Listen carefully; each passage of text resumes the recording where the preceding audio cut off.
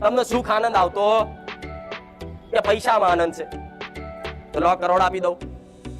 10 દાડા પછી એનું જેમ જેમ જેમ જેમ દાડા જશે ને એમ પછી દુખી પાછો થશે. મારી કરોડની જગ્યાએ 5 આલ દીધા હોત તો 5 કરોડ આલ દીધા હોત તો 5 કરોડ આલ દઉં કે 10 કરોડ આલ દીધા હોત તો મારી આટલી જમીન આલી એક કરતા બીજી 10 વીઘા લઈ આલી હોત તો આ કામના તમારી ચાલુ કામના હશે અને એ પૂરી નહીં થાય તો તમે દુખી એવા ને એવા જ રહેવાના ને.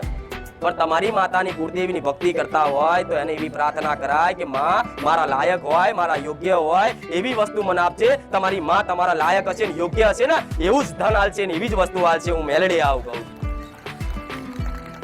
જો લગીન તમારી અંદર યોગ્યતા નહીં આવે ત્યાં લગીન કોઈ દેવી શક્તિ ધનની વર્ષા કરે ભૂલી જતો.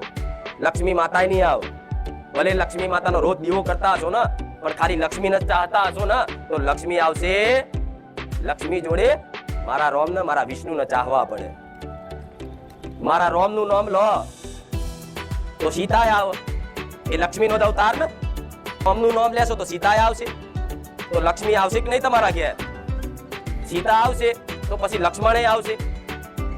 જે તરત તમારો કોઈ વિરોધ કરતું હોય, તમારો કોઈ ખોટું કરતું હોય તરત લડવા ઉભા થઈ જાય. નામ લક્ષ્મણ.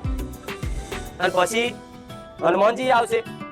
જેમ જે રોમના ભક્તો હોય અને હનુમાનજી હંમેશા રક્ષા. તો તમારા ઘેર રોમ બેઠા હશે, રોમને ભજતા હશો તો તમારા ઉંમરે હનુમાનજી ચમ ના ઉભા રહ્યા કે નહીં? તો હનુમાનજીની હનુમાન ચાલીસા સાંભળી છે ને કે ભૂત પિશાચ નિકટ નહીં આવે, મહાવીર જબ નામ સુનાવે. સાંભળ્યું છે ને? તો તમારા ઘેર રોમનો કદાચ દીવો થયો છે, તમારા ઘેર રોમ નામનું રટણ થયું છે, તમારા પરિવારમાં એક રોમ નામની કદાચ શક્તિનો કદાચ ઉર્જા સંચાર થઈ ગયો છે તો હનુમાનજી દરવાજા ઉપર હશે તો આવા ભૂત જોડેલા તો હનુમાનજી ગદા લઈને ભગાડશે. આવું મેલડી કહું.